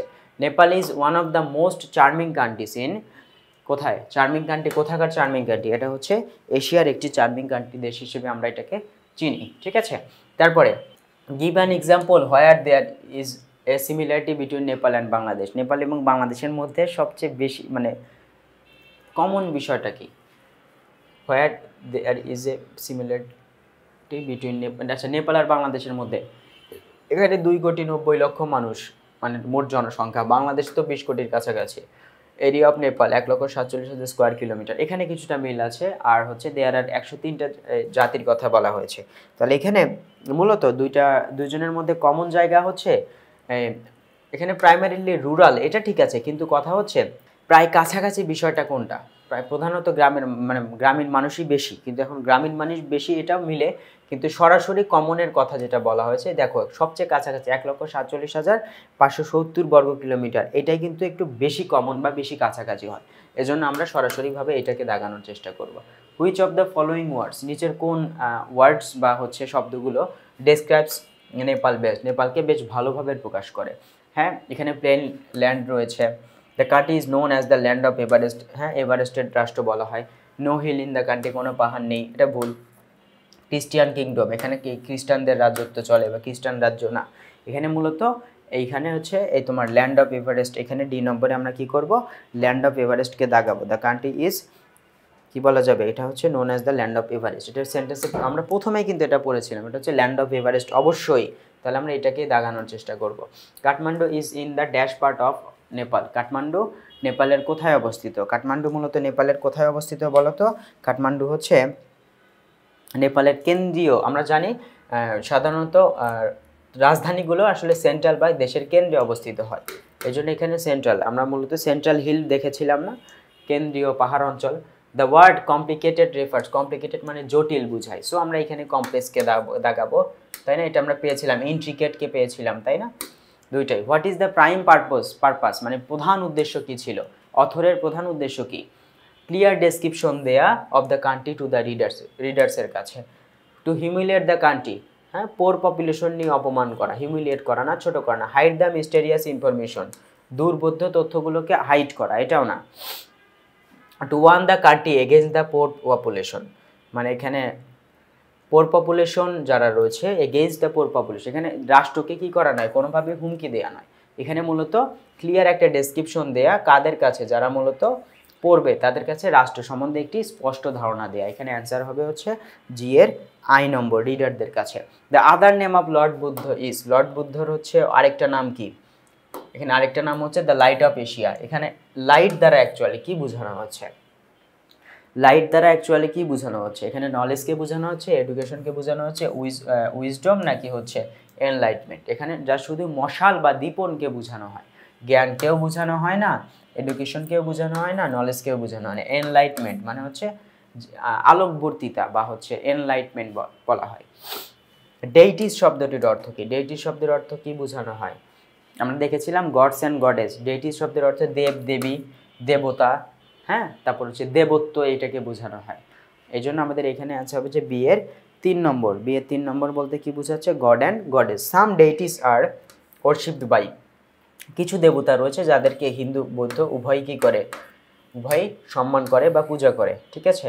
তারপর হচ্ছে the sign are Dussehra is celebrated national in, কোন মাসে হয় বলো তো, দ্য সাইন আর দুসেরা এটা কোন মাসে হয়, এটা মূলত অক্টোবর মাসে হয়, এটা কিন্তু আমরা দেখেছিলাম। পাতান, কাঠমান্ডু অ্যান্ড কি ভক্তপুর আর ফেমাস ফর, এটা কেন বিখ্যাত, এই তিনটা জায়গা, এই তিনটা জায়গা কেন বিখ্যাত, পাটান থেকে আমরা দেখেছি, তারপরে আরও বিষয় দেখেছি, এগুলো কিসের জন্য বিখ্যাত, আমরা দেখেছিলাম রিলিজিয়াস মনিউমেন্ট, মানে এখানে কিছু সৌধ বা ভবন রয়েছে যেগুলো হচ্ছে ধর্মীয় ভবন, এটার জন্য বিখ্যাত, আমরা পড়ার সময় দেখেছিলাম। There are dash festivals celebrated in Nepal, হ্যাঁ, নেপালে কিছু উৎসব নাকি মেনি উৎসব, অনেক উৎসব উদযাপন করা হয়, এখানে আমাদের অ্যান্সার হবে হচ্ছে মেনি, এখানে আমরা কোনটা দাগাবো, এখানে আমরা হচ্ছে মেনিকে দাগাবো, তাহলে অনেক উৎসব রয়েছে। আর সবার শেষে is marked as the Tibetan new year, এখানে কোনটার কথা বলা হয়েছে, এই যে লোসার, লোসারকে মূলত কি বলা হয়, নতুন তিব্বতীয়, মানে চীনের যে তিব্বতীয় পার্ট, এখানকার নতুন অংশ হিসেবে, নতুন বছর হিসেবে চিহ্নিত হয় এই অনুষ্ঠানটি দ্বারা, অনুষ্ঠানের নাম হচ্ছে লোসার। প্রিয় শিক্ষার্থীরা, আমরা এখন সেট 5-এ যাই, আমাদের শেষের অংশ লর্ড বুদ্ধ, এখানে লর্ড বুদ্ধ নিয়ে পড়ছি আমরা। Lord Buddha is called the light of, কোথাকার লাইট বলা হয় তাকে, কোথাকার এনলাইটমেন্ট বলা হয়, তিনি হচ্ছেন এশিয়ার enlightenment. The Kathmandu valley is, এটা কেমন land, a sloppy land, a fantastic cultural hub, a place biggest animal sacrifice, আর হচ্ছে ইনডাইজেন্ট এরিয়া, এটাকে আমরা মূলত কি বলতে পারি, এটা হচ্ছে আমাদের ফ্যান্টাস্টিক কালচারাল হাব, মানে এখানে হচ্ছে এই কাঠমান্ডু উপত্যকায় হচ্ছে আমরা দেখেছি এই একটা উপত্যকাতেই দেখা গেছে যে সংস্কৃত চর্চার একটা বড় জায়গা, হ্যাঁ, সংস্কৃত চর্চা, আমরা এখানে 7টা স্তম্ভ দেখেছিলাম, তাই না, যেটাকে মূলত যে তোমার ওয়ার্ল্ড হেরিটেজ সাইট হিসেবে ঘোষণা করা হয়েছে ইউনেস্কো দ্বারা।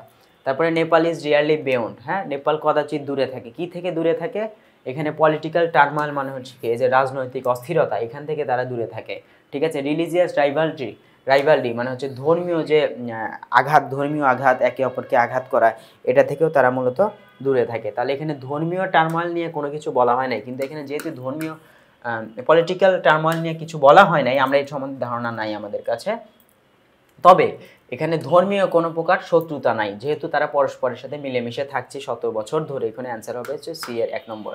Which religious site is a holy place for Shiva devotees, এই যে শিব ভক্তদের জন্য কোন জায়গাটি সবচেয়ে বেশি পছন্দনীয়? আমরা দেখেছিলাম দ্য টেম্পল অফ পশুপতিনাথ, হিন্দুরা এই জায়গাটাকে খুব বেশি ওরশিপ করে বা ভক্তি করে। আর shrine is a place where the devotees come to, মানে এক কথায় হচ্ছে ভক্তরা আসে। শিন মানে পবিত্র স্থানে কেন আসে? স্যাক্রিফাইসের জন্য না, অফারের জন্য না, সেলিব্রেটের জন্য না, তারা আসে ওরশিপের জন্য। তাহলে আমাদের এখানে অ্যান্সার হবে ওরশিপ। তারপরে Lord Buddha was born, Lord Buddha was born in, তারা মূলত প্রভু বুদ্ধ জন্মগ্রহণ করেন। কোথায় জন্মগ্রহণ করেছিলেন? আমরা দেখেছিলাম লুম্বিনী নামক এই জায়গাটাতে তিনি মূলত জন্মগ্রহণ করেছিলেন। আর সবার শেষে যদি দেখি Tihar is the name of, Tihar একটি কিসের নাম? তিহার হচ্ছে অনুষ্ঠানের নাম, যেটি মূলত নভেম্বর মাসে কি হয়? অনুষ্ঠিত হয়। তাহলে আমাদের এখানে অ্যান্সার হবে হচ্ছে ফেস্টিভ্যাল।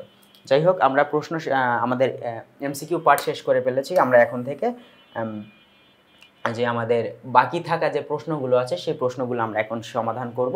চলো দেখি। From your reading of paragraph 1 of the passage give a description of Nepal's natural beauty, নেপালের হচ্ছে তোমার ন্যাচারাল বিউটি বা প্রাকৃতিক সৌন্দর্য সম্বন্ধে একটা ধারণা দাও।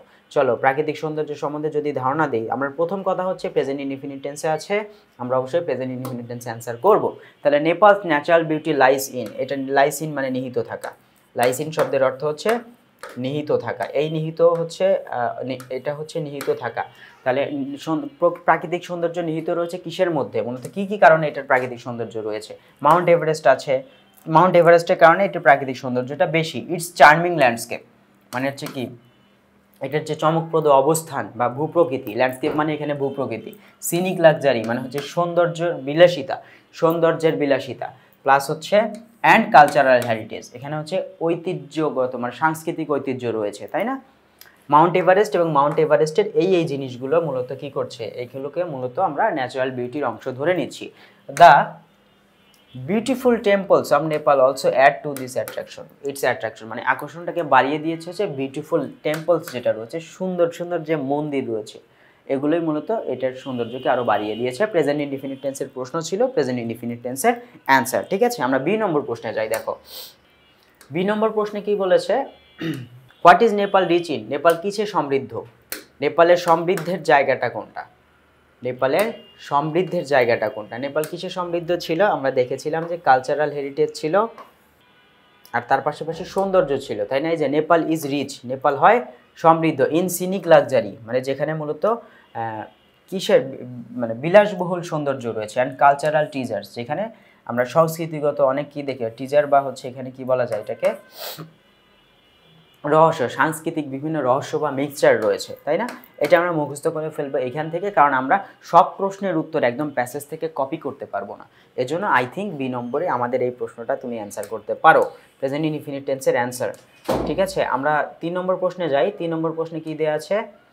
হোয়ার ডাজ নেপাল লাই, নেপাল কোথায় অবস্থিত? সহজ বাংলায় আগে বলি, নেপাল কোথায় অবস্থিত? এই যে দেখো নেপাল লাই, এই লাইয়ের পরে কখনোই প্রিপোজিশন আসবে না। অবস্থিত বুঝাতে লাইয়ের পরে কখনো প্রিপোজিশন আসে না। হ্যাঁ, এখানে আমরা কি করতে পারি? নেপাল অবস্থিত হচ্ছে ভারত এবং চীনের তিব্বতীয় বা তিবেতিয়ান পার্টের মাঝামাঝি অবস্থিত। আমরা এটা প্যাসেজ পড়ার সময় পড়েছিলাম। তাহলে আমাদের এখানে অ্যান্সারটা কি আসবে? Nepal lies in, Nepal lies between, between মানে মাঝে, নেপাল লায়েস বিটুইন। এই যে দেখো নেপাল লায়েস বিটুইন ইন্ডিয়া, ইন্ডিয়ার মাঝে, and the Tibetan part of China, চায়নার তিব্বতীয় অংশটির মাঝে অবস্থিত। প্রেজেন্ট ইনডিফিনিট টেন্সের প্রশ্ন, প্রেজেন্ট ইনডিফিনিট টেন্সের অ্যান্সার। 4 নম্বর প্রশ্নে কি বলা হয়েছে?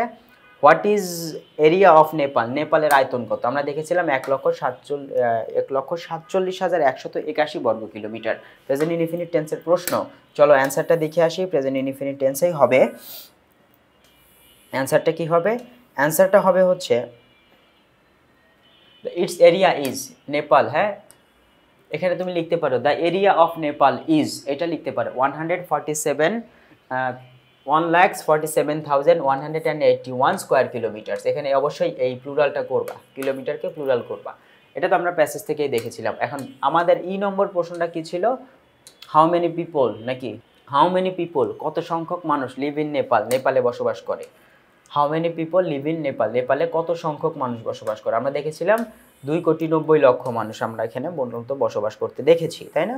পুরো দেশে 2,90,00,000, নিয়ারলি প্রায় কাছাকাছি, নিয়ারলি এখানে 29 মিলিয়ন, এক কথায় 2,90,00,000 people 29 million people leave in Nepal. 2,90,00,000 মানুষ মূলত এখানে বসবাস করে। এটা হচ্ছে প্রেজেন্ট ইনডিফিনিট টেন্সের প্রশ্ন, প্রেজেন্ট ইনডিফিনিট টেন্সের অ্যান্সার। ঠিক আছে, আমরা সেট 2-তে যাই। সেট 2-তে যদি একটু দেখি, কি বলছে, how many people live in capital of Nepal, নেপালের রাজধানীতে কত সংখ্যক লোক বসবাস করে। তাহলে আমরা শুরু করব হচ্ছে কত সংখ্যক মানুষ, খুব বেশি না, না, লেস দ্যান 1 মিলিয়ন, 1 মিলিয়ন মানুষের কম বা 10 লক্ষ মানুষের কম মানুষ মূলত এই রাজধানীতে বসবাস করে। চলো দেখি প্রশ্নে কি বলে, উত্তরে কি বলে দেয়া আছে। উত্তরে বলা হয়েছে সেট 2 এর প্রথম প্রশ্ন, less than 1 million people live in Kathmandu the city capital of Nepal. এখানে দেখো এই যে লেস দ্যান কম, 1 মিলিয়ন পিপল, এই যে এটা হচ্ছে প্লুরাল, এই প্লুরাল হওয়ার কারণে প্রেজেন্ট ইনডিফিনিট টেন্সে ভার্বের সাথে এস অথবা ইয়েস যুক্ত হয়নি, থার্ড পারসন, বাট প্লুরাল হওয়ার কারণে এস ইয়েস যুক্ত হয়নি। লিভ ইন কাঠমান্ডু, এবং কাঠমান্ডুর পরিচয় হচ্ছে এটা হচ্ছে দ্য ক্যাপিটাল অফ নেপাল। নেপালের রাজধানীতে মূলত 10 লক্ষ মানুষের কম মানুষ বসবাস করে। বি নম্বর প্রশ্নে যাই আমরা, দেখো বি নম্বরে কি বলা হয়েছে। বি নম্বরে যদি আমরা একটু খেয়াল করি, what is the communal harmony of Nepal, নেপালের সাম্প্রদায়িক সম্প্রীতি কেমন। সাম্প্রদায়িক সম্প্রীতি, সাম্প্রদায়িক সম্প্রীতি হচ্ছে তারা সেকুলার না, তারা পরস্পরের সাথে তালে তাল মিলিয়ে হারমোনিতে চলাফেরা করে, মানে বসবাস করে আসছে বছরের পর বছর ধরে। তাহলে এখানে কি হবে, প্রশ্নের মধ্যে আগে ফ্রেজটা লিখবো, the communal harmony of Nepal. হ্যাঁ, হারমোনি অফ নেপাল ইজ, এখানে ইজটা বসছে হারমোনির জন্য, নেপালের জন্য না। ইজ গ্রেট, এটা কেমন, এটা হচ্ছে ব্যাপক। বিকজ, কেননা অ্যাজ মেনি অ্যাজ, প্রায় 103 ক্যাস্টেস অ্যান্ড এথনিক গ্রুপ, হ্যাঁ 103টি জাতি এবং নৃতাত্ত্বিক গোষ্ঠী live in this small country. হ্যাঁ, এখানে তুমি অ্যাড করতে পারো হচ্ছে 1000 ইয়ার্স, থাউজেন্ডস ইয়ার্স, বা হচ্ছে সেঞ্চুরি, ফর দ্য সেঞ্চুরি, শত শত বছর ধরে তারা এখানে বসবাস করে আসছে, এই জন্য আমরা এটাকে গ্রেট বলছি। হ্যাঁ, প্রেজেন্ট ইনডিফিনিট টেন্সের প্রশ্ন, প্রেজেন্ট ইনডিফিনিট টেন্সের অ্যান্সার। আমরা অবশ্যই টেন্স মিলাবো, টেন্স না মিলালে কিন্তু তুমি যত ভালোই লিখো না কেন তোমার অ্যান্সারটা ভুল দেওয়া হবে, এই জন্য টেন্সটা মোস্ট ইম্পর্টেন্ট। এরপরের প্রশ্ন কি বলছে, how many castes and ethnic group live in Nepal, কত সংখ্যক, আমরা দেখেছি 103 না, আমাদের পূর্বের প্রশ্নের উত্তরেই ছিল এটা, সি নম্বরে। তাহলে আমাদের অ্যান্সার কি করবো, এটার অ্যান্সার করবো হচ্ছে 103 কাস্টেস, এই যে 103 যেহেতু প্লুরাল, এই জন্য এখানে কাস্টের সঙ্গে আমরা এস অবশ্যই যুক্ত করতে হবে, এথনিক গ্রুপের সঙ্গে এস যুক্ত করতে হবে, কারণ এখানে 103 সংখ্যাটা হচ্ছে থার্ড পারসন প্লুরাল নাম্বার। তাহলে এখানে ভার্বের সাথে এস হবে না। Live in Nepal among them, তাদের মধ্যে রয়েছে Chhetri, Bahun are known as 2 largest group. তাহলে ছেত্রী এবং বাহুন এরা হচ্ছে সবচেয়ে বড় দুইটা গ্রুপ, এবং এগুলো ছাড়াও 103টি জাত এবং গোষ্ঠী, 103টি আলাদা আলাদা জাত এবং নৃতাত্ত্বিক গোষ্ঠী এই নেপালে বসবাস করে আসছে। আমরা ডি নম্বর প্রশ্নে যাই, এটা ছিল প্রেজেন্ট ইনডিফিনিট টেন্সের প্রশ্ন, প্রেজেন্ট ইনডিফিনিট টেন্সের অ্যান্সার। ডি নম্বরে যাই, দেখো ডি নম্বর কি বলছে, what are the languages of the Nepalis people, নেপালিদের ভাষাটা কি। হ্যাঁ, ল্যাঙ্গুয়েজেস কি কি দেখেছি আমরা, প্রধানত নেপালি ভাষায় 48% মানুষ কথা বলে, তারপরে আমরা কি আরও 4টি ভাষা দেখেছি, মৈথিলি ছিল, তাই না, ভোজপুরি ছিল, তারপরেও আমরা বাংলা পাই নাই অবশ্যই, এই দুইটা ছাড়াও আর তামাং নামের একটা ভাষা ছিল, তাই না। চলো দেখি অ্যান্সারটা কি ছিল, আমরা একটু দেখি। এই যে নেপালের মেইন ল্যাঙ্গুয়েজ কি, নেপালের মেইন ল্যাঙ্গুয়েজ হচ্ছে নেপালি। এই যে দেখো, Nepali is the main language of Nepalis people, নেপালের মানুষের কাছে নেপালি হচ্ছে সবচেয়ে জনপ্রিয় ভাষা। বিসাইড দিস মৈথালি, ভোজপুর, হ্যাঁ, তারপরে থারু অ্যান্ড তামাং, এখানে টোটাল 4টা ভাষার কথা বলা হয়েছে। Are also spoken in by some people, এই 4টি ছাড়াও নেপালি ভাষাতে মূলত মানুষ কথা বলছে, টোটাল 5টি ভাষার কথা বলা হয়েছে। আমরা পরবর্তী প্রশ্নে যাই, ই নম্বরে দেখো কি বলা হয়েছে, গিভ আ ডেসক্রিপশন, চলো একটি বর্ণনা দাও, of the climates southern and central part of Nepal. Southern মানে হচ্ছে দক্ষিণাঞ্চলের, আর সেন্ট্রাল পার্ট হচ্ছে মাঝামাঝি যে কেন্দ্রীয় অঞ্চল, এই দুটি অঞ্চলের বর্ণনা দিতে বলা হয়েছে। ক্লাইমেট বা জলবায়ু, আমরা দেখেছিলাম একটা অংশ হচ্ছে একদমই গরম, শীতকালেও গরম পড়ে, এরকম একটা এলাকা দেখেছিলাম, তাই না। Southern and central part of Nepal have different climates, অবশ্যই দুইটার মধ্যে যেহেতু জায়গা আলাদা, একটাতে ট্রপিক্যাল দেখেছিলাম, আরেকটাতে আমরা কি দেখেছিলাম, আরেকটাতে আমরা টেম্পারেট দেখেছিলাম। এই যে সাউদার্ন পার্ট ইজ ট্রপিক্যাল, তাই না, এটাতে কি lowland and there are southern part is tropical lowland and there are hot summers and warm winter. এক কথায় বলতে গেলে গরমটা এতই গরম যে সামারের আগেও হট কথাটা লাগানোর প্রয়োজন হচ্ছে, অ্যান্ড ওয়ার্ম উইন্টার, এবং এই যে শীতকাল আছে, শীতকালগুলো কি হয়, শীতকালগুলো উষ্ণ হয়, মানে শীতকালেও মূলত গরম পড়ে। এটা হচ্ছে দক্ষিণাঞ্চলের কথা বলা হচ্ছে। বাট দ্য সেন্ট্রাল হিলল্যান্ড মানে হচ্ছে তোমার যেখানে কাঠমান্ডুটা অবস্থিত, ইনক্লুডিং কাঠমান্ডু অ্যান্ড পোখারা, তাহলে কাঠমান্ডু এবং পোখারা কোথায় অবস্থিত? অবশ্যই সেন্ট্রালে অবস্থিত। এবং এই যে ভ্যালিস উপত্যকার কথা বলা হচ্ছে, এই valleys have a temperate climate. Temperate, এখানে টেম্পারেট বলতে মূলত তোমার এই যে এটার বিপরীত বোঝায়। ট্রপিক্যাল যেটা, এখানে হচ্ছে তোমার শুধুমাত্র গরম বা হটের কথা বলা হচ্ছে, আর এখানে টেম্পারেট বলতে হচ্ছে নাতিশীতোষ্ণ, নয় অতি শীত নয় অতি উষ্ণ, এটা বোঝানো হচ্ছে, যেটার উপরে বৃষ্টির একটা প্রভাব রয়েছে। আমরা এটা এখানে পড়ানোর সময় দেখেছিলাম। আমাদের আর দুটা সেট আছে, আমরা খুব দ্রুত এই জিনিসটা বুঝিয়ে দিব। দেখো অবশ্যই টেন্স খেয়াল রাখবে। আমরা দেখো এখানে যে সেট 3 আর 4 বুঝিয়ে দিচ্ছি। What is the most sacred, sacred মানে পবিত্র, হিন্দু শ্রীন, হিন্দুদের জন্য পবিত্র মন্দির কোনটি? নেপালে আমরা দেখেছিলাম যে পশুপতি মন্দির যেটা ছিল সেটা হচ্ছে সবচেয়ে পবিত্র তাদের কাছে। এই যে দেখো, the temple of Pashupatinath, the temple of Pashupatinath is the most sacred Hindu shrine, মানে এইটা হচ্ছে মোস্ট স্যাক্রেড, সবচেয়ে বেশি পবিত্র ধর্মীয় স্থান, হিন্দু ধর্মীয় স্থান। ঠিক আছে, এখানে যে হিন্দু লেখার আগে অবশ্যই ধর্মীয় যে নামটা, এইটা বড় হাতে লিখবা। বি নম্বর প্রশ্নে যাই। বি নম্বরে কি বলেছে? What is Tihar? আমরা জানি তিহার একটা হোয়ার ইজ ইট সেলিব্রেটেড, এটি কোথায় উদযাপিত হয়? আমরা বলেছি যে তিহার হচ্ছে নেপালের একটি উৎসব যেটি নভেম্বর মাসে উদযাপিত হয়। আর যেহেতু নেপালের উৎসব, অবশ্যই নেপালে উদযাপিত হয়।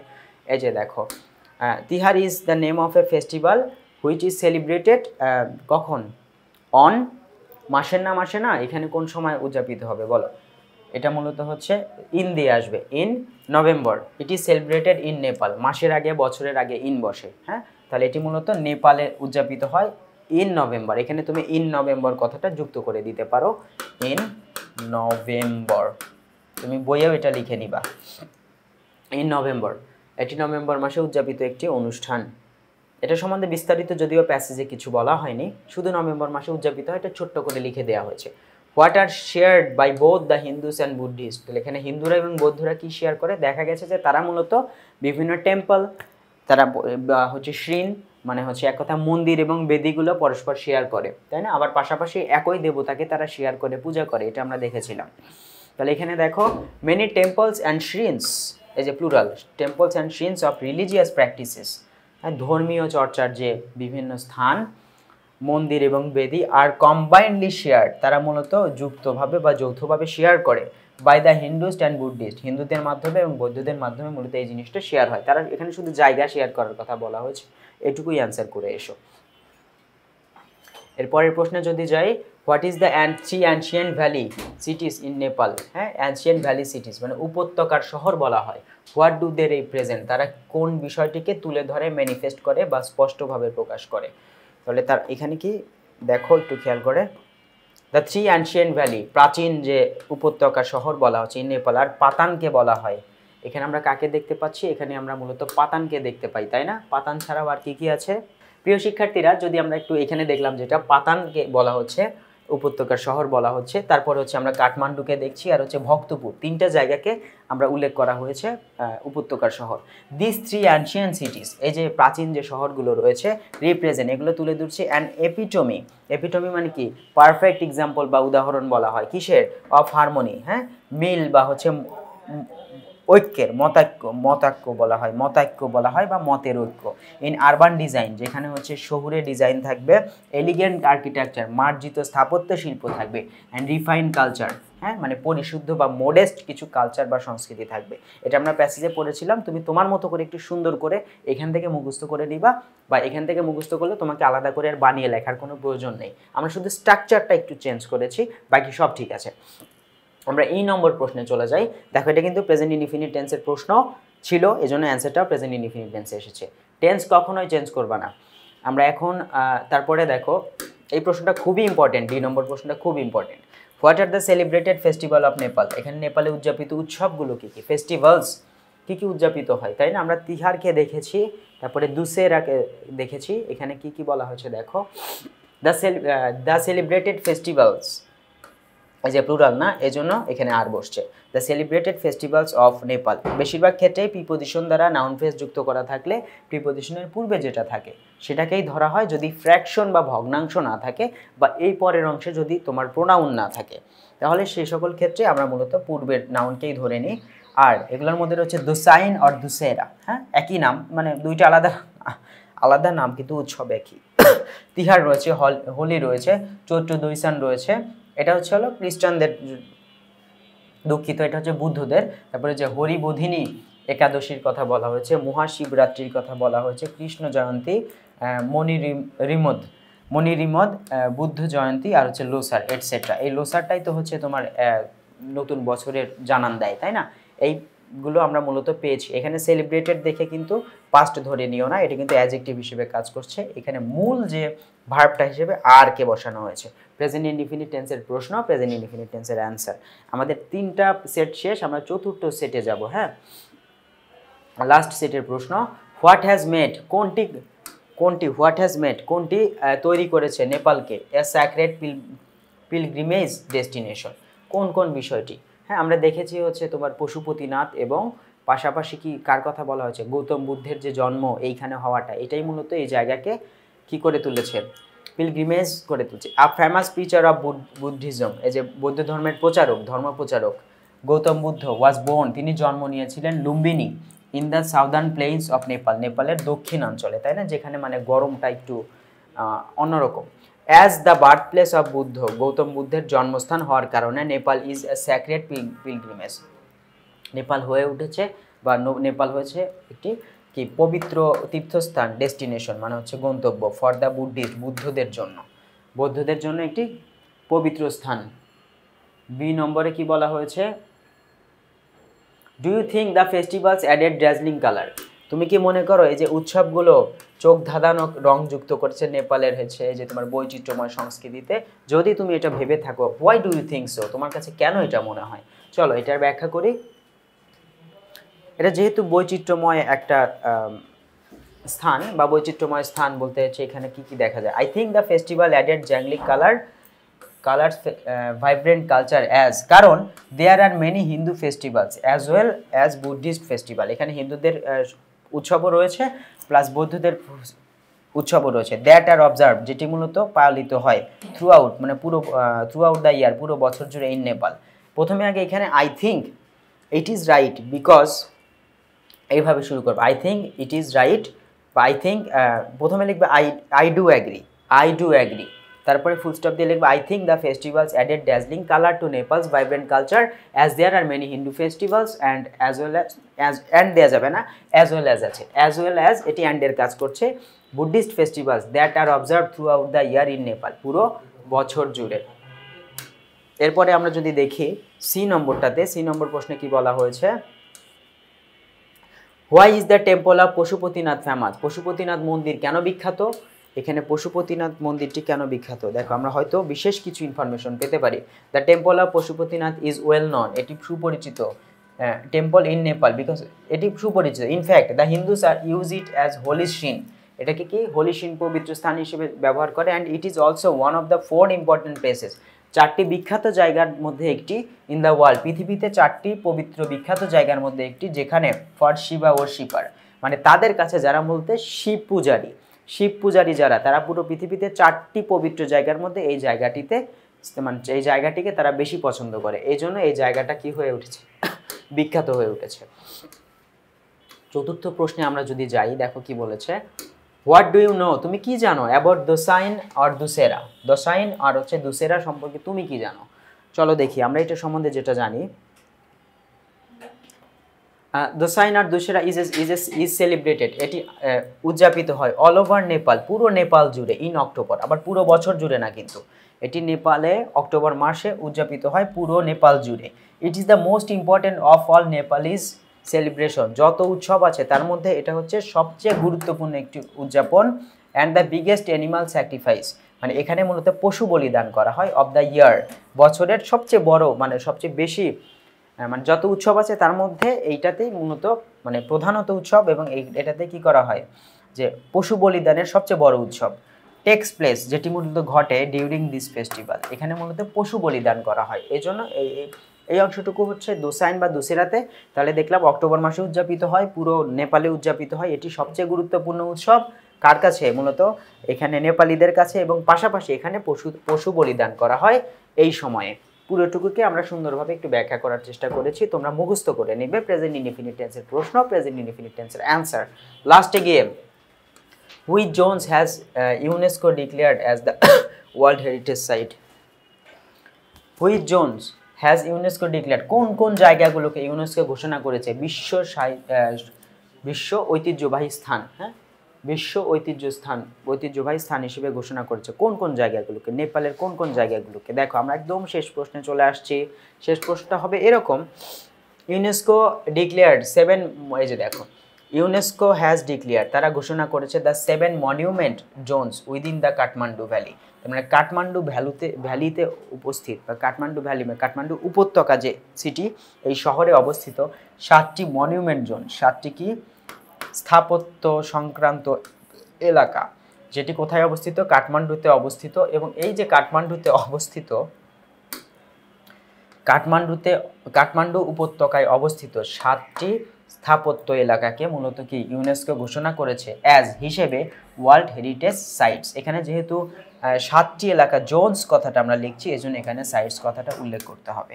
বিশ্বর ঐতিহ্যবাহী স্থান হিসেবে কাঠমান্ডুর এই যে উপত্যকাকে মূলত কি করা হয়েছে, ইউনেস্কো বিশ্ব ঐতিহ্যবাহী স্থান হিসেবে ঘোষণা করেছে। যাই হোক, তোমাদের এই বিষয়টি খুব সুন্দরভাবে বোঝানোর চেষ্টা করেছি, আশা করি তোমরা এই বিষয়টা বুঝতে পেরেছো। আমি ইমরান মাহমুদুল শিফাত ছিলাম তোমাদের সঙ্গে পুরো ভিডিও জুড়ে। পরবর্তী কোনো একটি ভিডিওতে হয়তো আবার তোমাদের সঙ্গে দেখা হয়ে যাবে। সে পর্যন্ত তোমরা সবাই ভালো থাকবা, সুস্থ থাকবা, নিরাপদে থাকবা। আর এই প্যাসেজটি পড়ার সময় অবশ্যই এই প্রশ্নের উত্তরগুলো ভালোভাবে পড়বা, ভোকাবুলারি খুব ভালোভাবে মুখস্থ করবা, যেভাবে আমি শিখিয়ে দিয়েছি। যাই হোক, সবাই ভালো থেকো, সুস্থ থেকো। আসসালামু আলাইকুম।